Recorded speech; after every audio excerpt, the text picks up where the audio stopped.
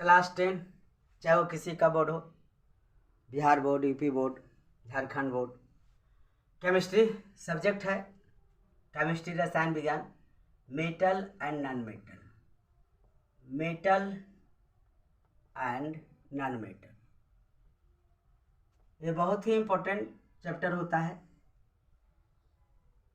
Board exam के दृष्टिकोण से, क्योंकि इस चैप्टर से प्रश्न रहना ही रहना अनिवार्य है।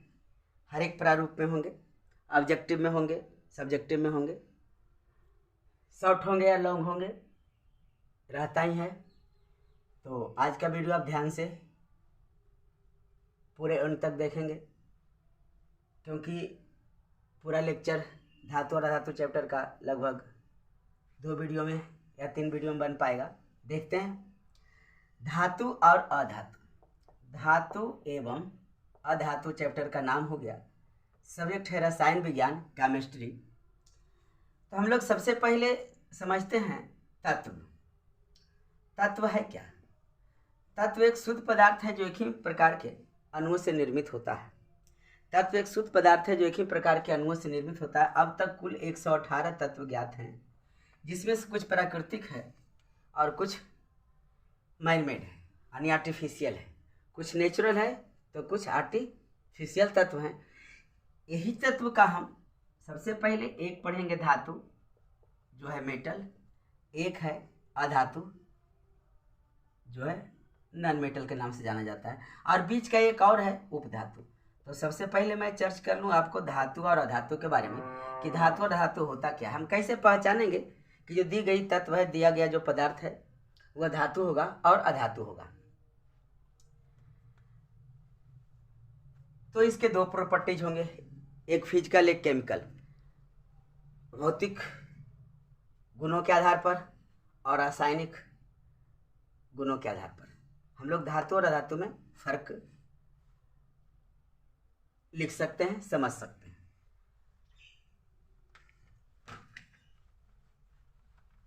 तो सबसे पहले हो जाए इलेक्ट्रॉनिक विन्यास के आधार पर, क्योंकि आपके बुक में दिया गया होगा एक लॉन्ग में क्वेश्चन, ऐसा मैं देख रहा था कि इलेक्ट्रॉनिक विन्यास के आधार पर धातु और अधातु में अंतर स्पष्ट करें, इलेक्ट्रॉनिक विन्यास के आधार पर।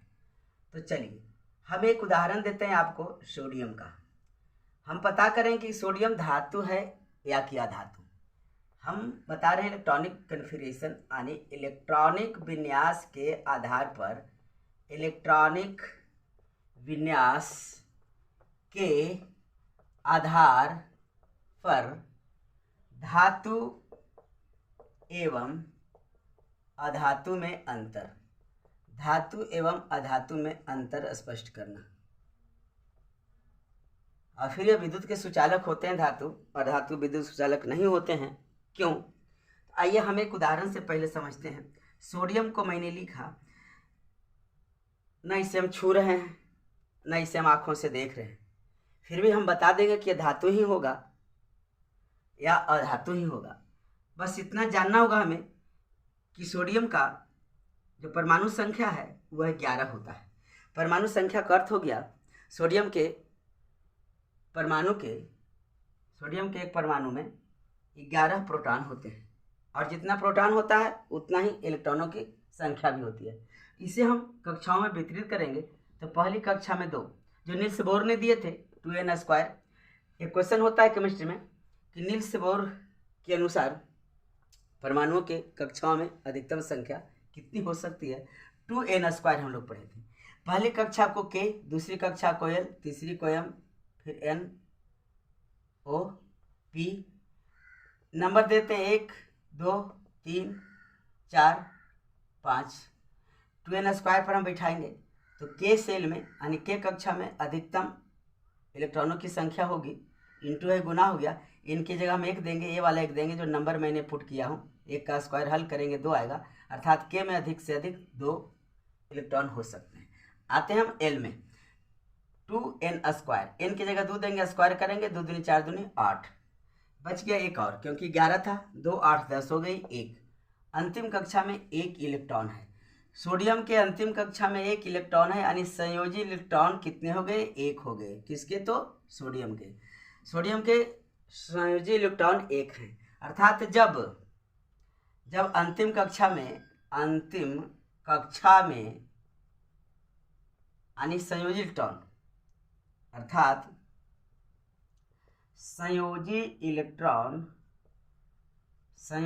इलेक्ट्रॉन की संख्या 1 2 3 हो तो वह प्रायः धातु होते हैं। चलिए, बात समझ में आ गई होगी कि अंतिम कक्षा में सबसे पहले हमें जो तत्व दिया गया है उसका हम परमाणु संख्या ज्ञात कर लेंगे, यानी जान लेंगे। परमाणु संख्या जानने के बाद उससे हम इलेक्ट्रॉनिक कन्फिगरेशन बना लेंगे, इलेक्ट्रॉनिक विन्यास प्राप्त कर लेंगे। अंतिम कक्षा में 1 2 3 आई तो वह धातु होगा। और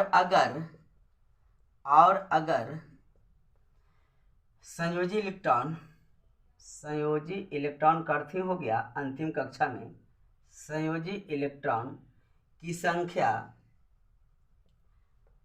5 6 7 होती है तो वह क्या होते हैं? अधातु होते हैं। इस बात को आपको याद रखना है, समझना है कि परमाणु संख्या हमें पता हो गई तो हम इलेक्ट्रॉनिक कन्फिगरेशन निकाल लेंगे। और अंतिम सेल में अगर 1 2 3 आए तो धातु हो गई और 5 6 7 आता है तो अधातु होता है। धातु प्राय विद्युत के सुचालक होते हैं क्योंकि मुक्त इलेक्ट्रॉन 1 2 3 इसमें पाई जाती है, जिसके कारण यह विद्युत के सुचालक होते हैं। आइए मैं एक अधातु का एग्जाम्पल आपको बता दूं। अधातु का जैसे मैं ले लेता हूं क्लोरीन, मैं ले लेता हूं नाइट्रोजन, मैं ले लेता हूं ऑक्सीजन, कुछ अपवाद में भी हो सकते हैं। आइए मैं लेता हूं क्लोरीन का है 17, इसका इलेक्ट्रॉनिक विन्यास निकालता हूं तो 2 8 7। मैंने क्या बोला था? अंतिम में 5 6 7 आता है तो क्या हो जाता है जी? अधातु। और अंतिम में 1 2 3 आता है तो क्या हो जाता है जी? धातु। जैसे ले लूँ ऑक्सीजन, प्रायः गैसें तो अधातु होती हैं। ऑक्सीजन का परमाणु संख्या 8 है, 2 6 क्या हो गया जी? अधातु, क्योंकि अंतिम में क्या आ गया है? क्षोभ।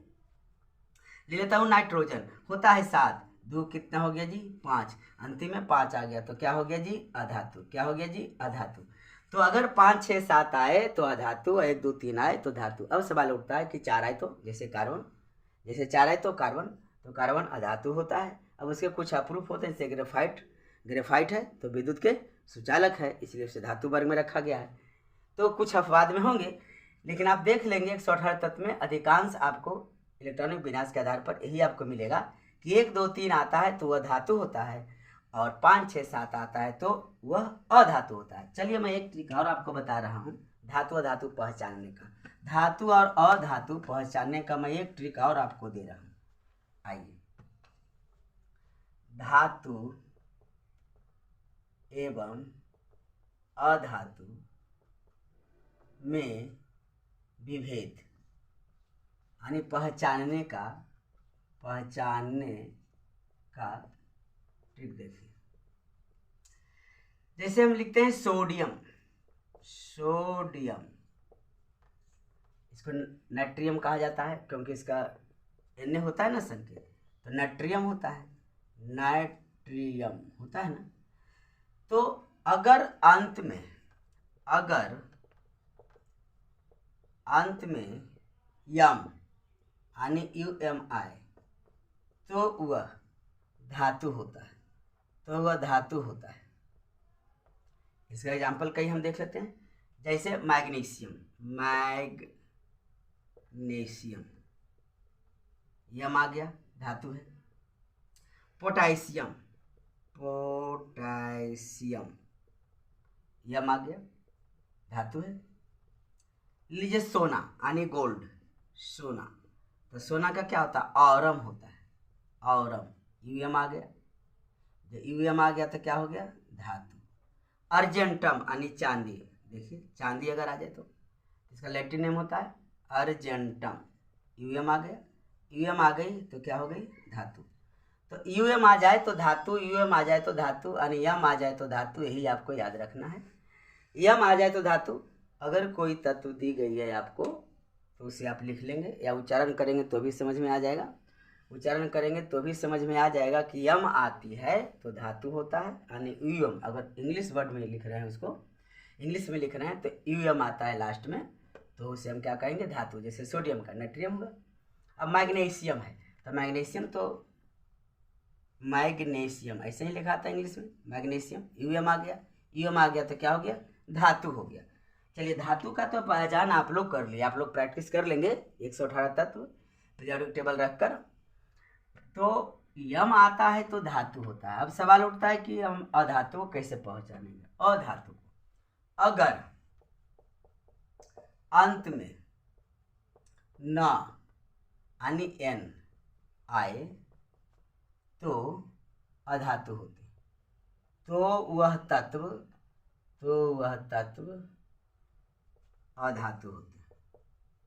अधातु होते हैं। जैसे देखिए नाइट्रोजन न आ गया, अगर इंग्लिश में भी लिखते हैं तो नाइट्रोजन एन आ गया तो क्या हो गया, अधातु। ऑक्सीजन न आ गया धातु हो गया, ऑर्गन न आ गया धातु हो गया, न आ गया धातु हो गया। रेडान, जेनान, क्रिप्टॉन न आ जाए तो अधातु, यम आ जाए तो धातु। आई होप आपको इतना तो समझ में आ गया होगा कि धातु अधातु को हम फर्क इस प्रकार से कर सकते हैं। लेकिन वेरी इम्पोर्टेंट पॉइंट है कि हम उसे भौतिक गुणों के आधार पर धातु की पहचान करेंगे और रासायनिक गुणों के आधार पर धातु की हम पहचान करेंगे, जो आपको बुक में फर्स्ट लेसन के फर्स्ट पेज से ही पढ़ना होता है। और एग्जाम में यह बार बार पूछते रहता है कि धातु अधातु में अंतर स्पष्ट करें। धातु अधातु में 3 अंतर लिखें, भौतिक गुणों के आधार पर और रासायनिक गुणों के आधार पर। तो आइए अब हम लोग पढ़ते हैं धातु अधातु में भौतिक गुणों के आधार पर। भौतिक गुणों के आधार पर, फिजिकल प्रॉपर्टीज, भौतिक गुणों के आधार पर धातु एवं अधातु में अंतर। भौतिक गुणों के आधार पर धातु एवं अधातु में हम लोग अंतर अब समझेंगे। तो सबसे पहले यहाँ हम लिख लेते हैं आपको गुणधर्म जो फिजिकल होगा। उसके बाद हम इधर चर्चा करेंगे धातु और अधातु, धातु और अधातु। आइए सबसे पहले लेते हैं धातुई चमक। धातुई चमक पहला गुणधर्म में हम लोग ले लेते हैं धातुई चमक। तो धातु में विशेष प्रकार की चमक होती है, धातु में विशेष प्रकार की चमक होती है, अधातु में धातुई चमक नहीं होता है। धातु में धातुई यानी उसके सतह पर, धातु के सतह कैसे होते हैं, चमकीले होते हैं। धातु में धातुई चमक होती है। एग्जाम्पल में मैं बात करूं तो सबसे अच्छा उदाहरण तो सोना, इससे अच्छा उदाहरण कोई चमक का हो ही नहीं सकता है, जिसे औरम कहा जाता है। अधातु में धातुई चमक नहीं होते, अधातु के सतह चमकीले नहीं होते हैं। चलिए ये तो बात हो गई अधातु की। चलिए एग्जाम्पल लिख सकते हैं, अधातु का एग्जाम्पल लिख ले सकते हैं। अधातु में बहुत सारा, इससे क्लोरीन ले लीजिए, किसी का ले लीजिए, ऑर्गन ले लीजिए। तो धातुई चमक के अंतर्गत हो गई आपको कि धातुई चमक धातु में होता है और अधातु में नहीं होता है। धातु के जो सतह होते हैं चमकदार होते हैं, अधातु के सतह चमकीला नहीं होता है। अधातु के सतह चमकीला नहीं होता है। आयोडीन भी लिख सकते हैं। ये सब क्या है, न आ गया अंतिम में, अधातु हो गया। तो अधातु के सतह चमकीले नहीं होते हैं, धातु के सतह चमकीले होते हैं। चलिए फिजिकल प्रॉपर्टी के अंतर्गत मैंने एक समझ लिया। आते हैं हार्डनेस यानी कठोरता। जैसे ही कठोरता शब्द आ गई, इसका मतलब है वह ठोस होगा। जब कठोर है तो उसका रूप कैसा होगा, ठोस होगा। चलिए तो पहले कठोरता की मैं बात करता हूँ। तो धातु प्रायः कठोर होते हैं, धातु प्रायः कठोर होते हैं। और जब कठोर होते हैं तो कैसा होगा, ठोस रूप में होगा, सॉलिड फॉर्म में होगा। धातु प्राय कठोर होते हैं, जबकि अधातु क्या होते हैं? मुलायम होते हैं। पॉइंट देते हैं, अधातु मुलायम होते हैं, मुलायम होते हैं। अधातु मुलायम होते हैं, धातु क्या कैसे होते हैं? कठोर होते हैं। धातु कैसे होते हैं? कठोर होते हैं। धातु कैसे होते हैं? कठोर होते हैं। पॉइंट नंबर आपका 2 हो गया। या तो ऐसा आप कर ले सकते हैं, दिखने में थोड़ा अच्छा लगेगा। एग्जाम्पल चलिए, धातु का कठोर लोहा ले लीजिए, इससे बढ़िया एग्जाम्पल क्या मिलेगा आपको? लोहा यानी Fe। लोहा क्या होते हैं? कठोर होते हैं। Fe हो गई, एग्जाम्पल में हो गई। अधातु तो ले सकते हैं ना, मुलायम जो होती है, आयोडीन ले लीजिए, कुछ भी ले लीजिए। लेकिन अपवाद में है कुछ। अपवाद में क्या है कि वह धातु तो है लेकिन वह कठोर नहीं है, मुलायम है जी। कठोर नहीं है, मुलायम है, तो हम यहाँ लिख सकते हैं मुलायम धातु। मुलायम धातु जिसे चाकू से भी काटा जाता है आसानी से, मुलायम धातु। यह कई बार प्रश्न पूछा जा चुका है ऑब्जेक्टिव में कि वैसे धातु का नाम लिखें जो चाकू से आसानी से काटा जाता है, चाकू से आसानी से काटा जाता है। आइए हम लिखते हैं Na, सोडियम, पोटेशियम और लिथियम। सोडियम, पोटेशियम और लिथियम, सोडियम, पोटेशियम, लिथियम। इसे आप लोग याद रख सकते हैं नकली, नकली, नकली। Na से न, K से क, Li से ली, नकली। यानी कैसा है? तो नकली धातु है जो चाकू से भी कट जाता है। नकली धातु है, चाकू से भी कट जाता है। 3 ही धातु हैं जो मुलायम है और चाकू से आसानी से कट जाता है। नकली, नकली, ऐसा कोई ट्रिक बना लीजिए, नकली हो गया। तो Na से सोडियम, K से पोटेशियम, Li से लिथियम। तो तीनों ऐसा धातु है जो चाकू से भी काटा जाता है। और अधातु तो मुलायम होता है, लेकिन इसका भी एक अपवाद है जी, इसका भी एक अपवाद है जी कि वह कठोर है। वो क्या है? तो कार्बन का एक अप्रूफ है। कार्बन का एक अप्रूफ है जिसे हीरा कहते हैं। कार्बन का प्राकृतिक अप्रूफ, कार्बन का अप्रूफ है, वो उसका नाम क्या है जी? तो हीरा।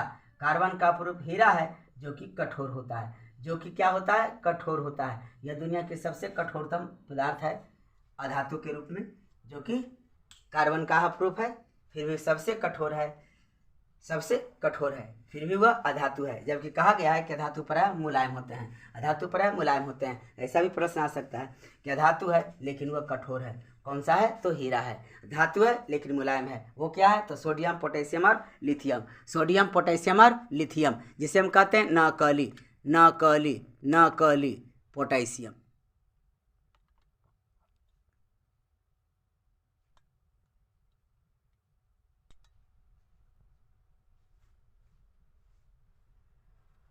ये तो हो गई भौतिक गुणों के आधार पर धातु एवं अधातु में अंतर, जिसमें हम 2 गुण की अभी चर्चा किए हैं, धातुई चमक और कठोरता। धातुई चमक और कठोरता के बारे में बात किया हूँ। धातुई चमक प्राय धातु की सतह पर होती है। धातु की सतह चमकीले होते हैं जैसे सोना, एल्युमिनियम। अधातु में हो गए, इसकी सतह चमकीले नहीं होते हैं, जैसे क्लोरीन, आयोडीन, जिसके अंतिम में न आ जाए क्या होता है? प्राय अधातु होते हैं। कठोरता में आ जाते हैं तो धातु प्राय कठोर होता है, जैसे लोहा। लोहा से अच्छा उदाहरण और क्या हो सकता है? लोहा, लोहा। लेकिन अपवाद में है, जो धातु है फिर भी वह मुलायम है। यानी मुलायम धातु क्या क्या चीज़ है जी? तो नकली, सोडियम, पोटेशियम और लिथियम। धातु तो मुलायम होते हैं, लेकिन अपवाद में है कार्बन का अप्रूफ जो कि हीरा हो गया, जो कि कठोर है, hard, the hardest non metal है। अभी हमने 2 बताया, धातुई चमक और कठोरता, धातुई चमक और हार्डनेस। अब आते हैं आघात वर्धनीय और तन्यता। ये दोनों को मैं एक साथ बताकर एक क्वेश्चन डील करूंगा कि आघात वर्धनीय और तन्यता में क्या अंतर है। आघात वर्धनीय और तन्यता से आप क्या समझते हैं? आघात वर्धनीय गुणधर्म में है, वैसे नीचे से आप समझ रहे होंगे। पॉइंट नंबर 3 है आघात वर्धनीयता। आघात वर्धनीयता में आ जाइए। धातु प्रायः आघात वर्धनीय होते हैं। धातु प्रायः आघात वर्धनीय होते हैं, लेकिन अधातु आघात वर्धनीय नहीं होते हैं। अधातु आघात वर्धनीय नहीं होते हैं। अब समझिए आघात वर्धनीयता है क्या। आघात वर्धनीयता है क्या, तो किसी भी धातु या पदार्थ का वैसा गुण जिसमें पीट कर उसे चादर के समान, एक सीट के समान में बदला जा सके, उसको हम कहते हैं आघात वर्धनीय। उसे हम कहते हैं आघात वर्धनीय। तो जैसे मान लीजिए लोहा या सोना, सबसे अच्छा उदाहरण लोहा ले लीजिए। लोहा को पीट कर चादर बनाई जा सकती है, लोहा को पीट कर चादर बनाई जा सकती है। एल्यूमिनियम पीट कर चादर के रूप में हम बदल सकते हैं, पीट कर चादर के रूप में बदल सकते हैं। लेकिन अधातु क्या है, जब उसे हम पीटेंगे तो वह टूट जाएगा, पीटेंगे तो वह टूट जाएगा, क्योंकि वह क्या होती है, तो भंगुर होती है, वह आराम से टूट जाता है। अधातु का उदाहरण आप दे सकते हैं, जिसके अंतिम में ना हो, उसे हम पीटते हैं तो वह टूट जाता है। जैसे मान लीजिए ब्रोमीन ना अंतिम में आ गया तो क्या होगा, वह टूट जाएगा। ये हो गई बात आघात वर्धनीयता की। अब तीसरे चौथा पॉइंट में देखिए तन्यता। तो धातु में तन्यता का गुण होता है। धातु प्रायः तन्य होते हैं, लेकिन अधातु तन्य नहीं होते हैं। अधातु में तन्यता का गुण नहीं पाया जाता है, तन्य नहीं होते हैं। आइए तन्यता का फर्क समझते हैं। तन्यता किसी भी पदार्थ का वैसा गुण है जिसमें उसे खींचकर तार के रूप में परिणत किया जा सकता है। जैसे देखिए तार के रूप में इस कॉपर वायर को किया गया है, तो खींचकर लंबा वायर बनाया गया है। इसका मतलब तन्यता का गुण है, यह धातु है। जो दी गई मेरे हाथ में जो है वो क्या है, धातु है, मेटल है, क्योंकि इसे खींचकर हम एक वायर के रूप में परिणत कर लिए। तो तन्यता ही होता है खींचकर तार के रूप में बदला जा सके। जैसे सोना बहुत अच्छा उदाहरण है। एग्जाम्पल में क्या है, सोना बहुत अच्छा उदाहरण सोना है, क्योंकि 1 ग्राम सोना को हम 2 किलोमीटर लंबी तार के रूप में बदल सकते हैं। 2 किलोमीटर लंबी तार बना सकते हैं। इतनी ज़्यादा इसमें तन्यता होती है। सोना में तन्यता होती है, और अधातु जो हो जाएगी उसमें तन्यता का गुण नहीं मौजूद होगा। तो हो गई आघात वर्धनीयता और तन्यता। अगर एग्जाम में आए कि आघात वर्धनीयता और तन्यता में क्या अंतर है, स्पष्ट करें, तो आपको लिखना है किसी पदार्थ का वैसा गुण जिसके कारण उसे पीटकर चादर के रूप में बदला जा सके, आघात वर्धनीयता कहलाती है। जबकि किसी पदार्थ का किसी तत्व का वैसा गुण जिसे खींचकर लंबी तार के रूप में परिणत किया जा सके, उसे तन्यता कहते हैं। उस गुण को तन्यता कहा जाता है। इस प्रकार से हम लोग आघात वर्धनीयता और तन्यता में अंतर स्पष्ट कर सकते हैं विथ एग्जाम्पल के साथ। ये हो गई आपको भौतिक गुणों के आधार पर हम लोग 4 पॉइंट को देख लिए, आघात वर्धनीयता, तन्यता, कठोरता और था चमक, धातुई चमक। तो 4 पॉइंट हो गई भौतिक गुणों के आधार पर। आगे हम लोग देखते हैं 1-2 पॉइंट और है। विद्युत ऊष्मा के सुचालक, और ध्वनिक हो जाएगा आपका, घनत्व भी हो सकता है।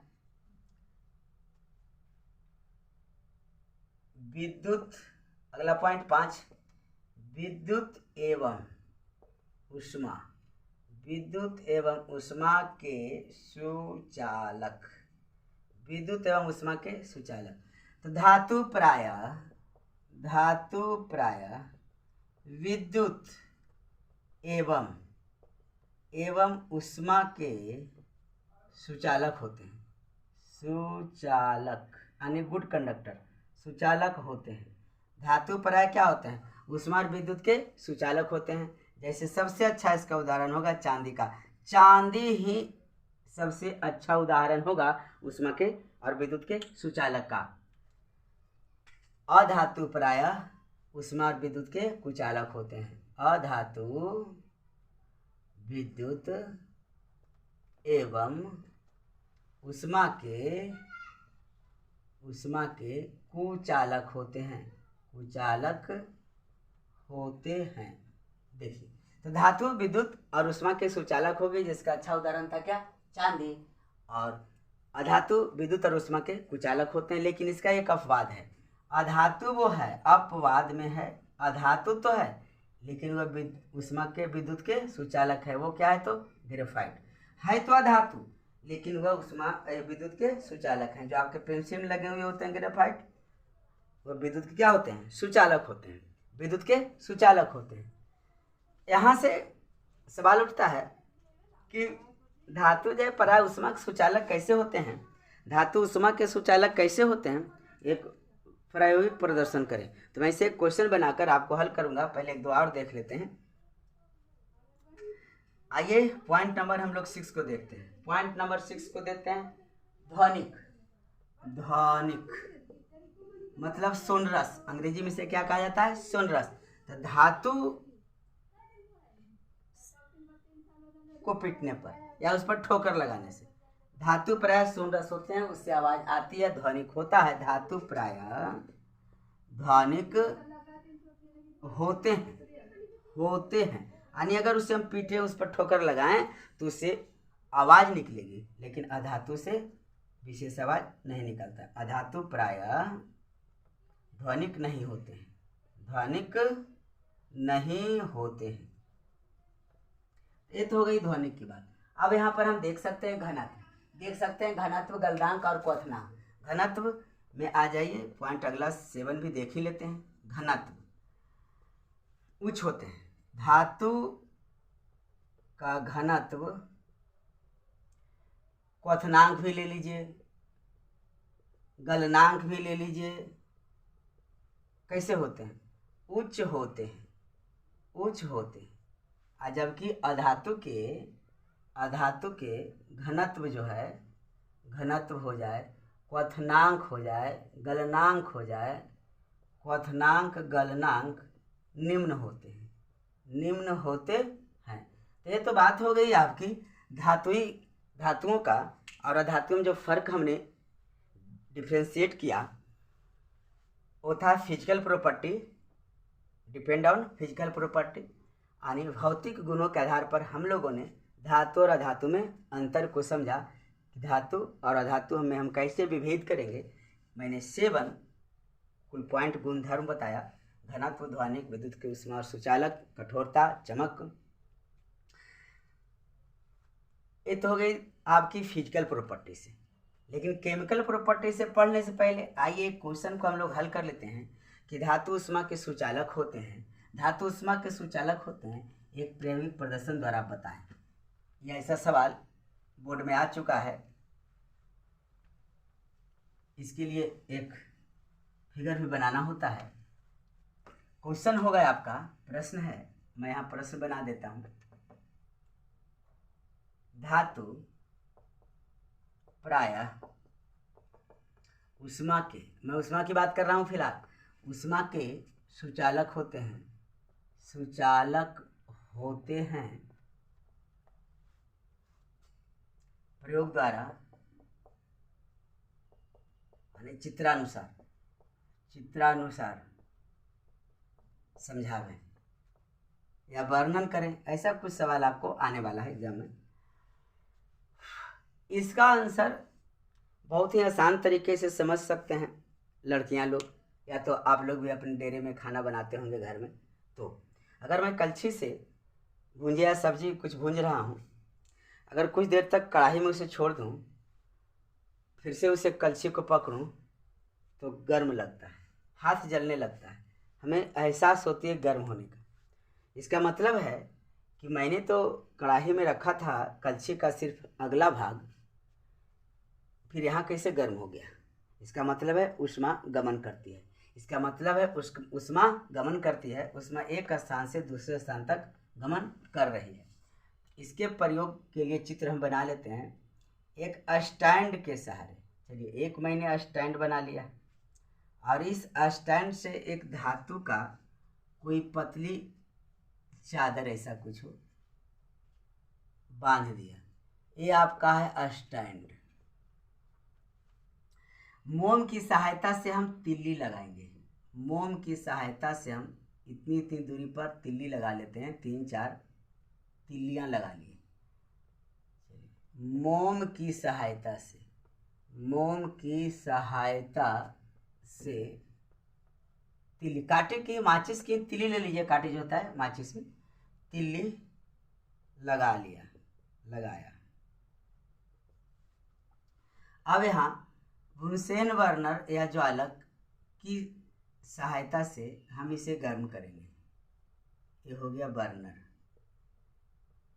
बुनसेन बर्नर हो, स्पिरिट लैंप हो, गर्म करेंगे तो हम पाते हैं कि बारी बारी से यह गिरता जाता है। बारी बारी से क्या होता है, यह गिरने लगता है, बारी बारी से गिरने लगता है। पहले गिरेगा फर्स्ट वाला, फिर गिरेगा सेकंड वाला, फिर गिरेगा थर्ड वाला, इस प्रकार से वह गिरने लगता है। तो हम कह सकते हैं कि ऊष्मा का चालन हो रहा है, ऊष्मा का चालन हो रहा है, ऊष्मा का चालन हो रहा है। एक और ऊष्मा बह रही है, ऊष्मा का प्रवाह हो रहा है। अब इसे हम लिखेंगे लैंग्वेज में कैसे, भाषा में कैसे। तो आइए चित्र को देखते हुए आप आराम से भाषा को लिख सकते हैं, इसमें कोई दो राय नहीं है, एकदम बिल्कुल धुआं धुआं कर देंगे आप एग्जाम में, कलम तोड़ कर लिखेंगे। चलिए चित्र के अनुसार समझते हैं। स्टैंड की सहायता से, स्टैंड की सहायता से हम एक चालक प्लेट लगा लेते हैं या स्थिर कर लेते हैं, स्थिर करते हैं। चालक प्लेट में मोम की सहायता से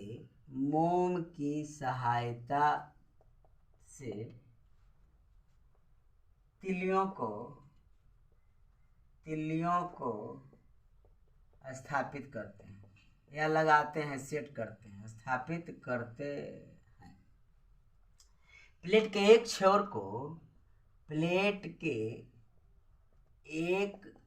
छोर को बर्नर या स्पिरिट लैंप, कुछ भी लिखिए, स्पिरिट लैंप या कैंडल ले लीजिए, मोमबत्ती ले लीजिए, स्पिरिट लैंप की सहायता से गर्म करते हैं। तत्पश्चात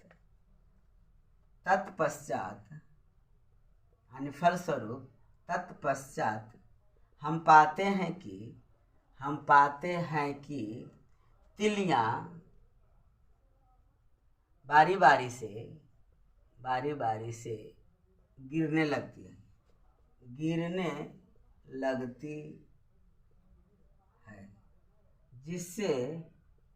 जिससे यह सिद्ध होता है, ऊष्मा इधर प्रवाह हो रही है, ऊष्मा का प्रवाह, जिससे यह सिद्ध होता है कि प्लेट में यानी धातुई प्लेट में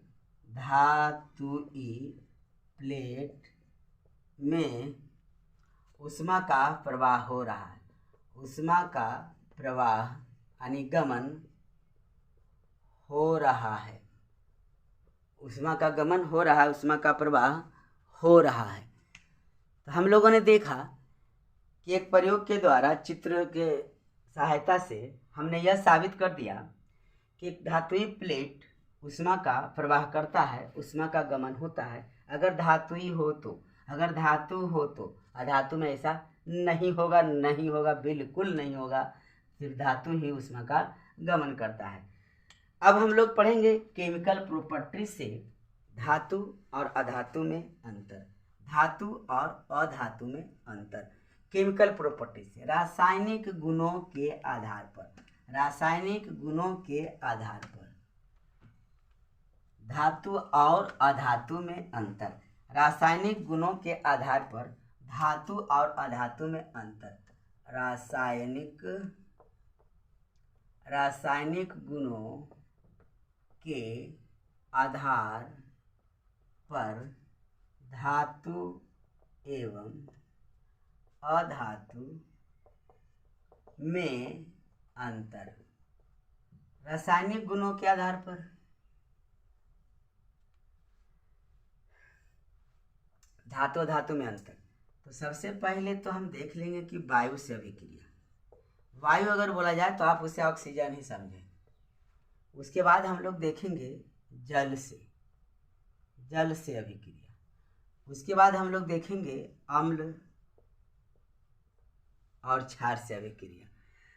तो रासायनिक गुण अर्थात कोई एक तत्व एक हमें दिया गया है, हम कैसे उसे समझेंगे कि वह धातु है, हम कैसे उसे समझेंगे कि वह धातु है। अगर हमें कोई पदार्थ या तत्व दिया गया है तो उसे हम वायु से अभिक्रिया कराएंगे। अगर करता है और करके धातु के ऑक्साइड बना देता है, अगर वह ऑक्साइड बना देता है तो हम समझ लेंगे कि वह धातु होगा। जैसे हमें दी गई है Cu यानी कॉपर, हम यह नहीं जानते हैं कि यह धातु है। मुझे यह नहीं पता है कि Cu है यानी कॉपर है जो धातु है, मुझे यह नहीं पता है। लेकिन यह तो पता है कि हम धातु के फर्क करेंगे तो हम उससे ऑक्सीजन से अभिक्रिया करवाएंगे, अम्ल से अभिक्रिया करवाएंगे, जल से अभिक्रिया करवाएंगे तो हमें पता चल जाएगा। जैसे आपको बुखार लगता है, फीवर आता है तो थर्मामीटर का हम लोग यूज करते हैं, क्योंकि हम जानते हैं कि थर्मामीटर टेम्परेचर का मापक है, टेम्परेचर को वह मापता है, हमारे शरीर के तापमान को मापता है। तो अगर कॉपर को ऑक्सीजन से अभिक्रिया करवाएंगे तो वह कॉपर के ऑक्साइड बना देगा, यानी ऑक्साइड बना देगा तो समझ गए कि वह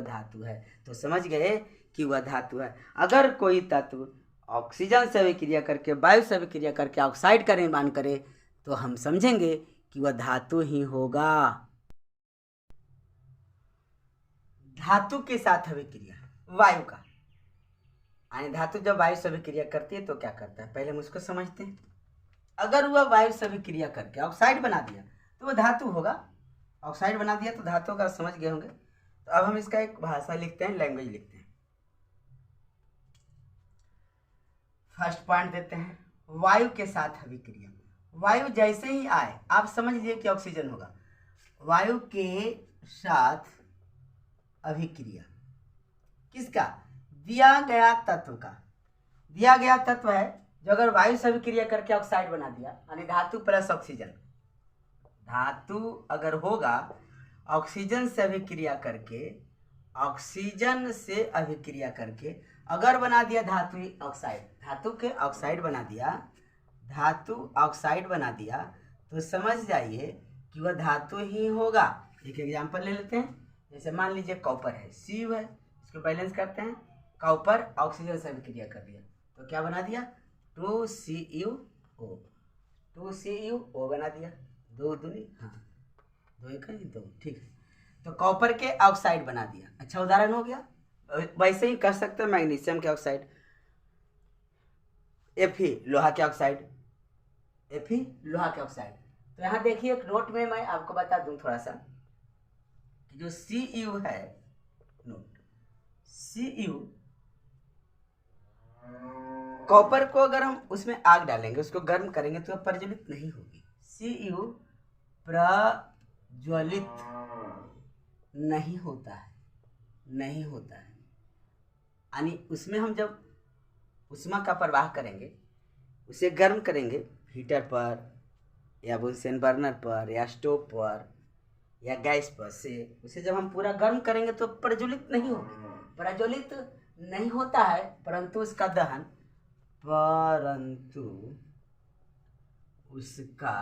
माने समझते होंगे आप, पिछले क्लास में पढ़े होंगे, क्लास 10 में भी शायद दहन पढ़े होंगे। दहन वैसी रासायनिक अभिक्रिया है जिसमें कोई पदार्थ जलकर यानी ज्वलन ताप पाकर जलना प्रारंभ करता है और उष्मा और ऊर्जा उत्सर्जित होती है। उस क्रिया को हम दहन कहते हैं। करने पर दहन करने पर यानी उसे जलाने पर काले रंग की परत चढ़ जाती है। काले रंग की परत चढ़ जाती है किस पर, तो तांबा पर। किस पर, तो तांबा पर। अगर कॉपर हो, मान लीजिए मेरे पास कॉपर है, अगर इस कॉपर को हम गर्म करेंगे, पूरा दहन करेंगे, इसे जलाएंगे तो यह सिर्फ काला हो जाएगा, यह प्रज्वलित नहीं होगा। प्रज्वलित होने का अर्थ हुआ जैसे लकड़ी को अगर हम जलाते हैं तो उसमें ज्वाला उत्पन्न होता है, इससे ज्वाला उत्पन्न नहीं होगा, यानी प्रज्वलित नहीं होगा, इसका मतलब ज्वाला उत्पन्न नहीं होगा, सिर्फ इस पर काला परत जम जाएगा, इसके ऊपर सिर्फ काली परत पड़ जाएगी। कॉपर को अगर हम आग में जलाएंगे तो। वैसे अगर मैग्नीशियम के फीता का जब हम इस्तेमाल करते हैं तो सबसे पहले उसे रेजमाल से धो लिया जाता है, उसके बाद मैग्नीशियम के फीता को हम जलाते हैं। मैग्नीशियम के फीता को यानी Mg, मैग्नीशियम के फीते को जलाने से पहले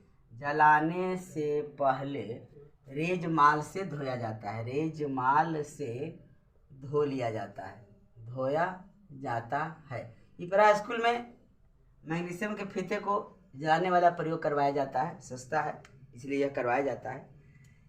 हमारी यही तो विडंबना है कि हम लोग उस देश में, उस राज्य में, उस क्षेत्र में पैदा हुए हैं जहाँ की विद्यालय चाहे कोचिंग सेंटर ही हो, प्रैक्टिकल न के बराबर कराई जाती है।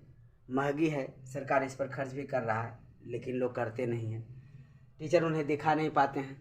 तो स्टूडेंट हमारा विज्ञान देखिए ना, अभी भी विज्ञान हमारा टेक्नोलॉजी अन्य देश की अपेक्षा पिछड़ा हुआ है ना, कारण तो यही है ना, केमिस्ट्री समझने में दिक्कत तो इसीलिए होती है, तो लोगों को याद करना पड़ता है। अगर ये सारी चीज़ों को प्रयोग के द्वारा लैब में दिखा दिया जाए, सिखा दिया जाए आपको, तो आप ज़िंदगी में कभी भूलेंगे? कभी नहीं भूलेंगे। अदर सब्जेक्ट को आपको जनरल लाइफ में देखने को मिल जाता है, बायोलॉजी हो, फिजिक्स में भी कुछ हम लोग देख पा लेते हैं, जिसके कारण समझ में आ जाता है। लेकिन ये बात समझ में केमिस्ट्री कम आता है। इसका मुख्य कारण है कि अगर लैब सेटअप हो और हमें लैब में करके कुछ प्रयोग दिखा दिया जाए तो हम लोग जीवन भर नहीं उसे भूलेंगे, जीवन भर नहीं भूलेंगे हम लोग। तो चलिए, मैंने एक पॉइंट यहाँ लिख दिया कि मैग्नीशियम को अगर जलाते हैं तो जलाने से पहले रेजमाल से धो लिया जाता है, तब जलाई जाती है। अगर कॉपर को हम जलाते हैं तो प्रज्वलित नहीं होती, उससे ज्वाला उत्पन्न नहीं होता है, लेकिन उस पर काली परत जम जाती है, उसके ऊपर काली परत पड़ जाती है। हो गई धातु की पहचान यहाँ से कि अगर हमें कोई तत्व दिया गया है, अगर ऑक्सीजन की उपस्थिति में उसे अभिक्रिया कराते हैं यानी जलाते हैं ऑक्सीजन की उपस्थिति में, तो धातु के ऑक्साइड प्राप्त होता है। हीट डालेंगे यहाँ, गर्म करेंगे, हीट डालेंगे यहाँ, गर्म करेंगे, तो क्या होगा? कॉपर के ऑक्साइड बनेंगे। यह अभिक्रिया करेगा ऑक्सीजन से, जलवाष्प से अभिक्रिया करेगा जलवाष्प से। यहाँ पर आपको मैं एक और पॉइंट समझा देने की कोशिश करता हूँ, वो बात मैं आगे भी पढ़ाऊँगा, संक्षारण, लेकिन यहाँ थोड़ा सा मैं बता दूँ। जब ऑक्साइड की बात आई है तो जैसे मान लीजिए एल्युमिनियम है, तो एल्युमिनियम जो है जलवाष्प संक्षारण के लिए दो तत्व का होना जरूरी है, एक है ऑक्सीजन, एक है जलवाष्प। ये दोनों बिना संक्षारण नहीं होगा। तो एल्युमिनियम जो है वह स्वतः ऑक्सीजन से और जलवाष्प से अभिक्रिया करके एल्युमिनियम के ऑक्साइड बना लेते हैं, जिसके कारण वह सुरक्षित रहता है। एल्युमिनियम के तार सुरक्षित रहते हैं। जो हमारे घरों में विद्युत सप्लाई होता है, उसके जो वायर आते हैं तो पोल पर टंगे हुए होते हैं, जो कि अभिक्रिया करते रहता है ऑक्सीजन से और जलवाष्प से, जिसके कारण उस पर क्या होता है? ऑक्साइड के परत जम जाता है। यही है एनोडीकरण। तो आइए मैं एनोडीकरण लिखा ही दूं आपको। एनोडीकरण, यहाँ से एक पॉइंट हो जाएगा। संक्षारण से बचाने का एक तरीका है क्या? एनोडीकरण। आइए एनोडीकरण को हम लोग समझ लेते हैं। एनोडीकरण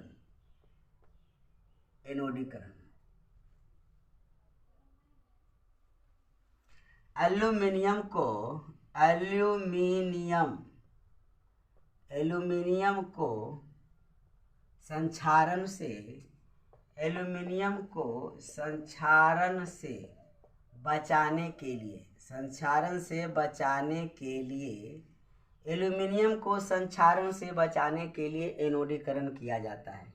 एनोडीकरण किया जाता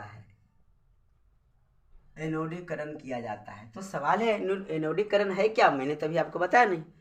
मैंने तो आपको इतना बताया हूँ कि एल्युमिनियम को संक्षारण से बचाने के लिए ही एनोडीकरण किया जाता है। तो ये एनोडीकरण है क्या? मैंने तो आपको बताया नहीं। तो एनोडीकरण क्या होता है कि जब कोई धातु स्वतः या तो हम लोग उसे ऑक्सीजन से अभिक्रिया करवा दें तो वह ऑक्साइड बना लेता है। तो इस क्रिया को ही एनोडीकरण कहा जाता है। एल्यूमिनियम स्वतः ऑक्सीजन से अभिक्रिया करके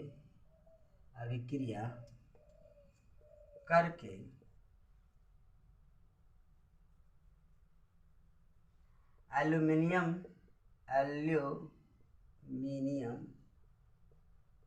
ऑक्साइड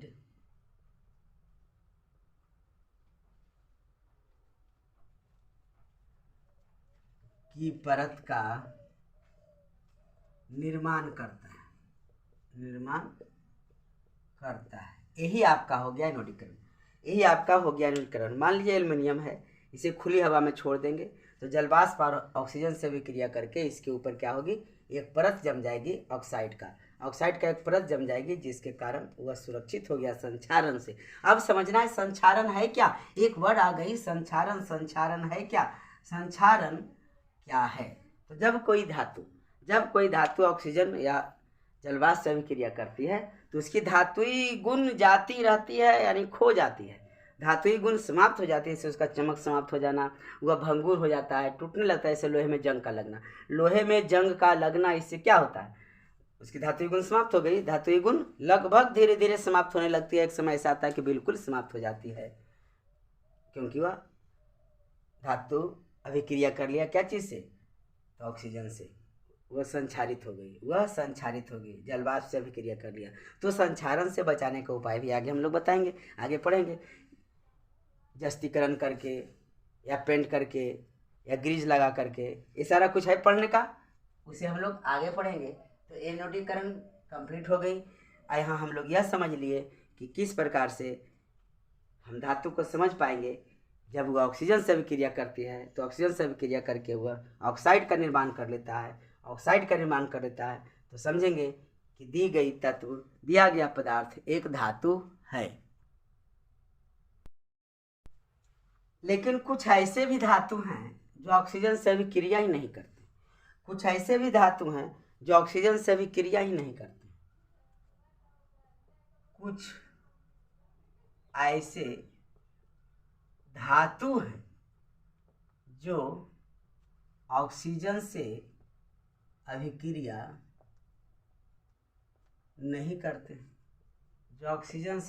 नहीं करते, उदाहरण में हो गए सोना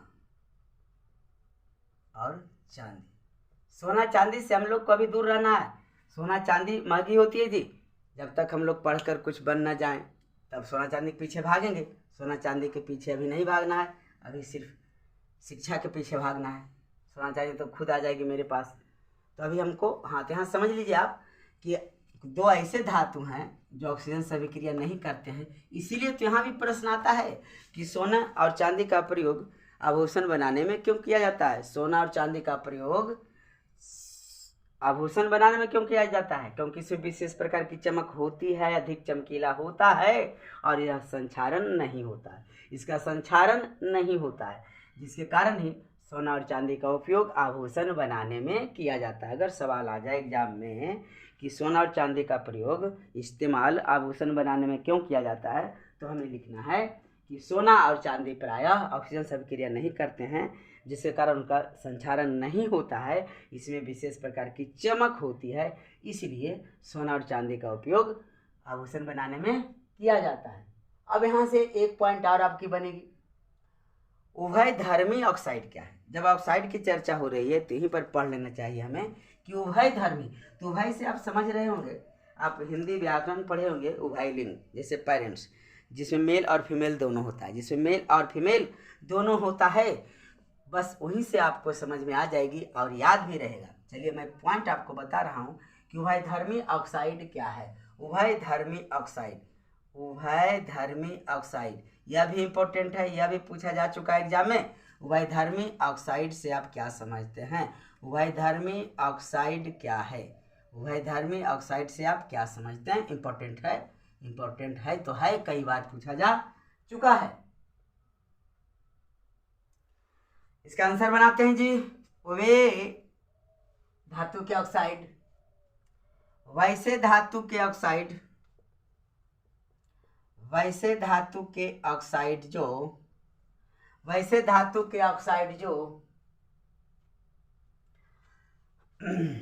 अम्ल व क्षार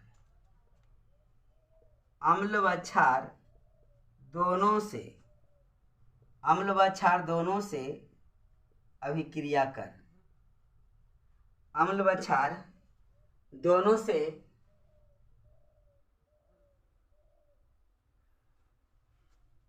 अभिक्रिया करते हैं और लवण एवं जल बनाते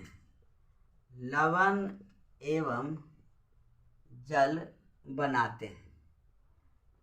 उभयधर्मी ऑक्साइड कहलाते हैं। उन्हें क्या कहते हैं? उभयधर्मी ऑक्साइड। उन्हें उभयधर्मी ऑक्साइड कहा जाता है। उन्हें उभयधर्मी ऑक्साइड कहते हैं। ये तो बात हो गई उभयधर्मी ऑक्साइड की। क्या इसका एग्जाम्पल भी समझना आवश्यक है? तो बिल्कुल आवश्यक है। एग्जाम्पल नहीं समझेंगे तो कैसे होगा? आइए तो देखते हैं।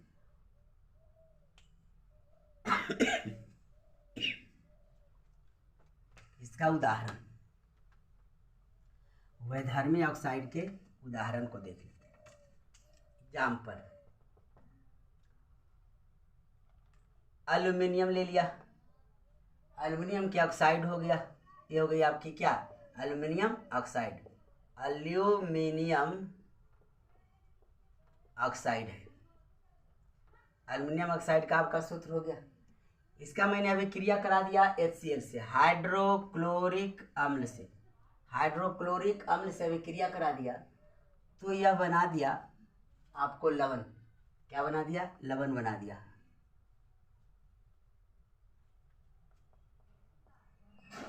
लवण बना दिया और जल उत्पन्न कर दिया H2O।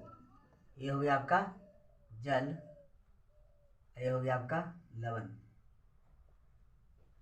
तो देखिए, एल्युमिनियम ऑक्साइड अम्ल से भी क्रिया करके, एल्युमिनियम ऑक्साइड अम्ल से भी क्रिया करके, ये अम्ल है, हाइड्रोक्लोरिक अम्ल है, अम्ल से भी क्रिया करके लवण बनाया और जल बनाया। यहीं पर अब क्षार भी देख लीजिए कि क्षार से भी क्रिया करके भी लवण और जल बनाता है। तो बिल्कुल बनाता है। इसलिए एल्युमिनियम का ऑक्साइड उभयधर्मी ऑक्साइड हो गया। Al2O3 एल्युमिनियम के ऑक्साइड हो गए, एल्युमिनियम के ऑक्साइड हो गए। यह अभिक्रिया करेगा क्षार से। तो चलिए एक क्षार ले लेते हैं, sodium hydroxide NaOH। Sodium hydroxide ले लिए, जो कि क्या है? क्षार है। OH आ गई, क्षार है। तो क्या बना देगा? यह लवण बना देगा। लवण बना देगा 2Na, क्षार है, क्षार से अभिक्रिया करके AlO3 बना दिया, जो कि सोडियम, ये हो गया सोडियम एल्यूमिनेट का सूत्र, सोडियम एल्यूमिनेट, जो कि क्या है? लवण है। लवण बना दिया और उत्पन्न क्या कर दिया जी? तो आपको जल भी बना दिया, H2O, जो हो गया आपका जल। तो ये देखिए प्रोडक्ट है आपका, ये प्रोडक्ट है, ये रिएक्टेंट है। तो जब एल्युमिनियम के ऑक्साइड को एक क्षार सोडियम हाइड्रोक्साइड से भी क्रिया करा दिए तो सोडियम एल्यूमिनेट लवण बना दिया और जल मुक्त किया। तो यहाँ देख रहे हैं एल्युमिनियम के ऑक्साइड कैसे हैं जी? तो उभयधर्मी। एल्युमिनियम के ऑक्साइड कैसे हैं जी? तो उभयधर्मी ऑक्साइड हैं। उभयधर्मी ऑक्साइड का अच्छा उदाहरण इससे और क्या मिलेगा कि अम्ल और क्षार दोनों से भी क्रिया करा दिए तो लवण और जल हमें बना दिया। लवण और जल हमें बना दिया। इससे अच्छा उदाहरण और क्या मिल सकता है?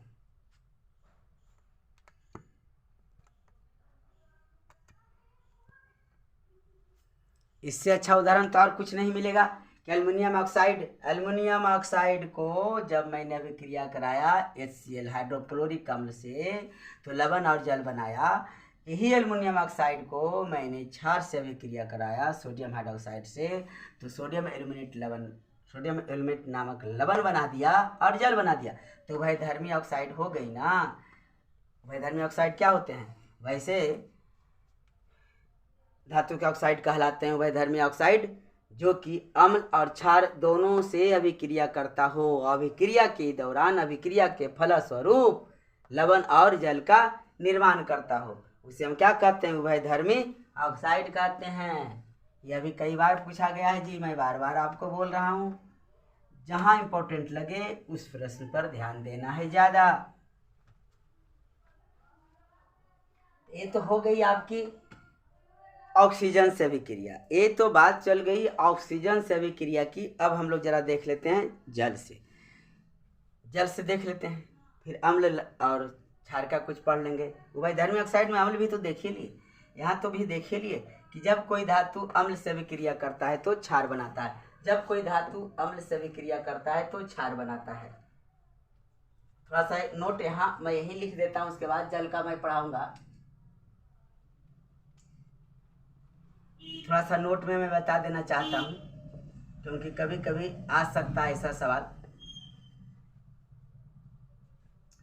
वे धातु ऑक्साइड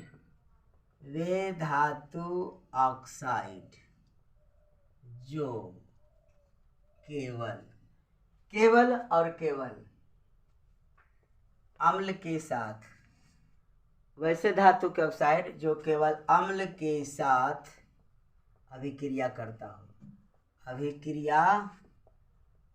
है। वे धातु के ऑक्साइड जो केवल अम्ल के साथ अभिक्रिया करता है, उनकी प्रकृति कैसी होती है? तो वे क्षारीय प्रकृति के होते हैं। वे क्षारीय प्रकृति के होते हैं, बिल्कुल याद रखना है एक बार में। वे धातु के ऑक्साइड जो केवल अम्ल के साथ अभिक्रिया करता है, वे क्षारीय प्रकृति के होते हैं। वे क्षारीय प्रकृति के होते हैं। वे अधातु के ऑक्साइड या वे धातु ऑक्साइड जो केवल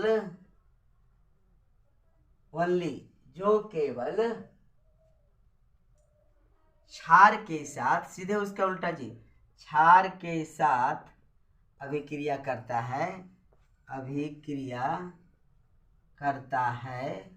वे अम्लीय प्रकृति के होते हैं।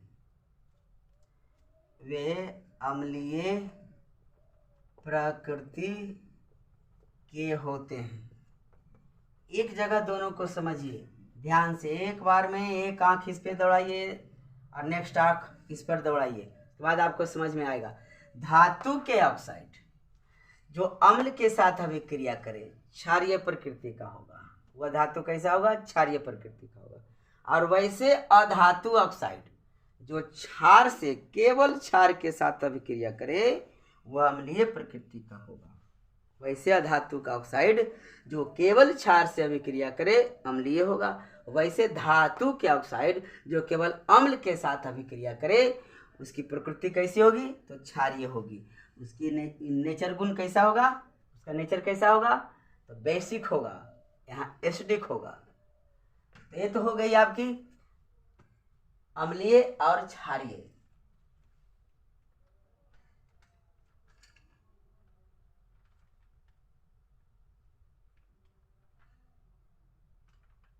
अब हम लोग देखते हैं जल। अम्ल और लवण उभयधर्मी, ये सारा कुछ हम लोग देख लिए। अब हम लोग आते हैं जल के साथ। जल बोले तो H2O। जल का मतलब हो गया H2O, हाइड्रोजन और ऑक्सीजन, जो कि एक यौगिक है, कंपाउंड है जल। सर्वप्रथम कैवेंडिश ने इसे सिद्ध करके बताया था कि जल का निर्माण जो है हाइड्रोजन ऑक्सीजन से ही होता है। यह एक यौगिक है क्योंकि इसे सरल विधि द्वारा अलग नहीं किया जा सकता है और एक फिक्स्ड, एक निश्चित अनुपात में मिलने से बने होते हैं। जल के साथ अभिक्रिया, जल के साथ अभिक्रिया, जल के साथ अभिक्रिया हम लोग समझेंगे। तो सबसे पहले मैं लिखता हूँ ठंडे जल। जल तो हो सकते हैं ना कई प्रकार के। ठंडे जल के साथ, ठंडे जल के साथ एक मैं लिखता हूँ गर्म जल के साथ, जगह नहीं, गर्म जल के साथ, गर्म जल के साथ एक मैं लिखता हूँ वाष्प के साथ, वाष्प के साथ। ये तीनों चीज़ें जो है वह जल ही है, ये तीनों चीज़ें हैं वह जल का फॉर्म ही है, वह जल का फॉर्म ही है। ठंडे जल के साथ, गर्म जल के साथ और वाष्प के साथ, ये तीनों आपका जल का ही तो फॉर्म है, ये तीनों आपका जल का ही तो फॉर्म है। तो ठंडे जल के साथ, ठंडा का मौसम है और ठंडे जल से आप नहाइएगा? ना बाबा ना, मैं तो ना नहाऊं, क्योंकि नाक बहने लगेगी, हमें सर्दी लग जाएगी। मैंने लिखा नाक एन के, मैंने लिखा नाक एन के, एन से हो गया आपको सोडियम, सोडियम यानी नाइट्रियम, नाइट्रियम को ही सोडियम कहते हैं ना, और के से हो गया आपका पोटासियम यानी कैलियम, पोटासियम यानी कैलियम, कैसे कैलियम। तो सोडियम और पोटेशियम ठंडे जल के साथ अभिक्रिया करती है, ठंडे जल के साथ अभिक्रिया करती है। बिल्कुल याद रखना है आपको कि ठंडे जल के साथ अभिक्रिया करने वाले धातु सोडियम और पोटेशियम है, नाक एन के। अगर ठंडे मौसम में गर्म जल मिल गया स्नान करने के लिए तब तो फिर मज़ा ही आ जाएगा। गर्म जल के साथ अगर ठंडे मौसम में स्नान कर लें तो क्या आ जाएगा? मज़ा आ जाएगा। Mg अर्थात मैग्नीशियम, Mg Mg Mg गर्म जल के साथ अभिक्रिया करता है, अभिक्रिया करता है Mg। अगर सवाल आ जाए निम्न में से कौन गर्म जल के साथ अभिक्रिया करता है तो आप आंख मार के, आंख बंद करके टिक गोला लगा दीजिएगा, मैग्नीशियम Mg Mg। मज़ा आ गया। यानी ठंडे जल में अभिक्रिया करेगा Na सोडियम और पोटेशियम, और गर्म जल के साथ अभिक्रिया करेगा Mg मैग्नीशियम। अब आइए वाष्प के साथ, वाष्प के साथ अभिक्रिया करने वाले, वाष्प के साथ अभिक्रिया करता है, अभिक्रिया करता है तो वो है आपका Fe एल्यूमिनियम और जिंक, Fe लोहा, एल्यूमिनियम और जिंक। आप इसे फैजल कह सकते हैं, फैजल फैजल फैजल फैजल फैजल। वाष्प में भी खेल लेता है, वाष्प के मौसम में भी वाष्प भी भरा हुआ है, ओस भरा हुआ है, उसी में वह खेल लेता है, इसे आप याद रख सकते हैं फैजल। Fe से लोहा हो गया, A से एल्यूमिनियम हो गया, Zn से जिंक हो गया। तो वाष्प के साथ अभिक्रिया करने वाले धातु और गर्म जल के साथ अभिक्रिया करने वाले धातु और ठंडे जल के साथ अभिक्रिया करने वाले धातु और जो जल के साथ भी अभिक्रिया नहीं करते हैं वो क्या हैं? सोना और चांदी। उसे तो आप जानते ही हैं, सोना और चांदी किसी के साथ अभिक्रिया नहीं करता है, सोना और चांदी किसी के साथ अभिक्रिया नहीं करता है।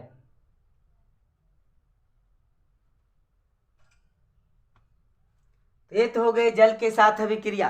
जल के साथ अभिक्रिया करने वाले धातु सोडियम पोटेशियम ठंडे जल से करेंगे, मैग्नीशियम गर्म जल से करेंगे, Mg है जो। अब वाष्प के साथ करेंगे लोहा एल्यूमिनियम और जिंक, लोहा एल्यूमिनियम और जिंक।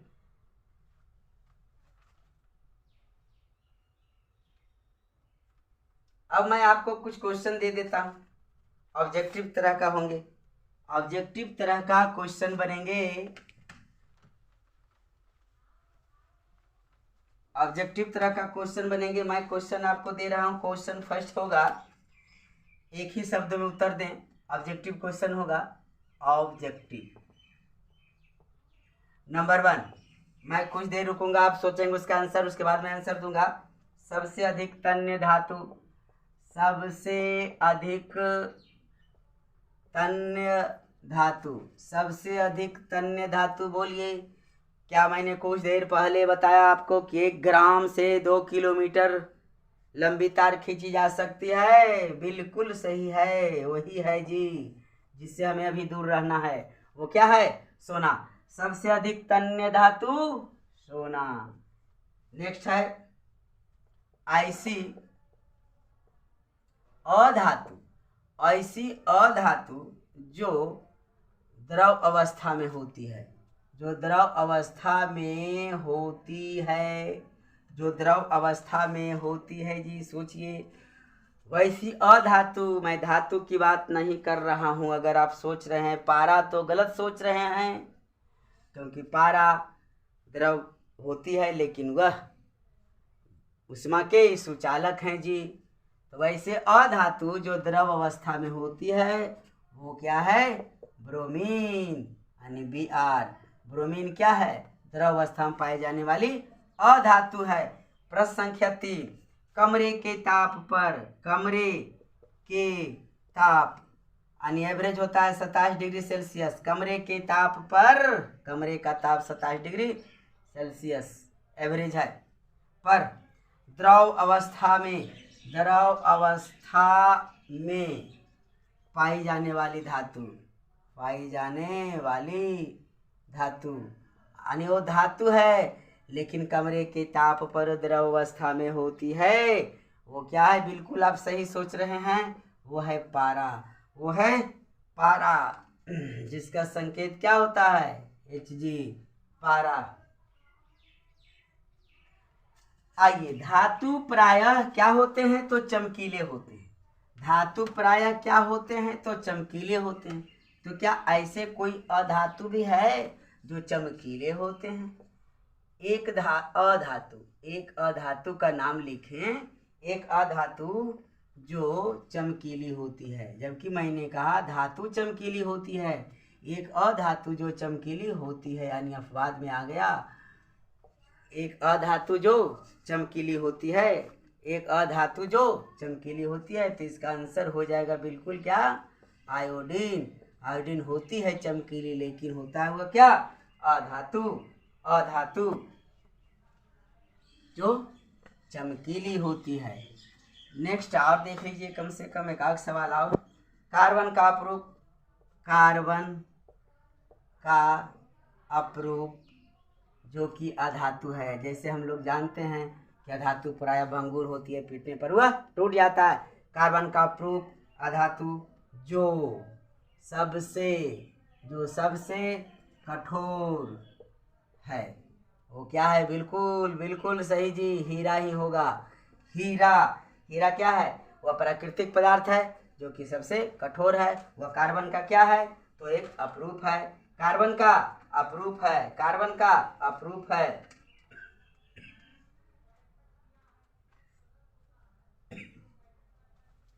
एक सवाल और नंबर 6 दे ही देते हैं। Ca और Mg, Ca और Mg जल के साथ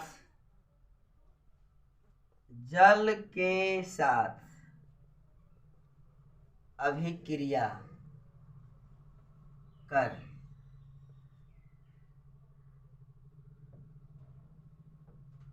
तैरने लगते हैं। क्यों तैरने लगते हैं?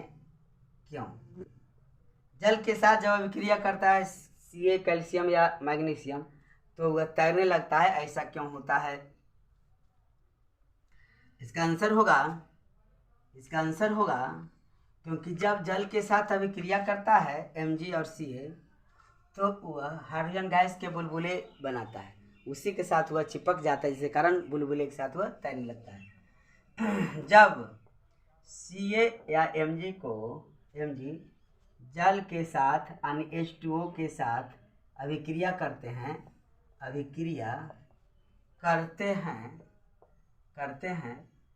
तो वह हाइड्रोजन गैस मुक्त करती है, मुक्त कर बुलबुले के साथ चिपक जाती है, चिपक कर तैरने लगती है।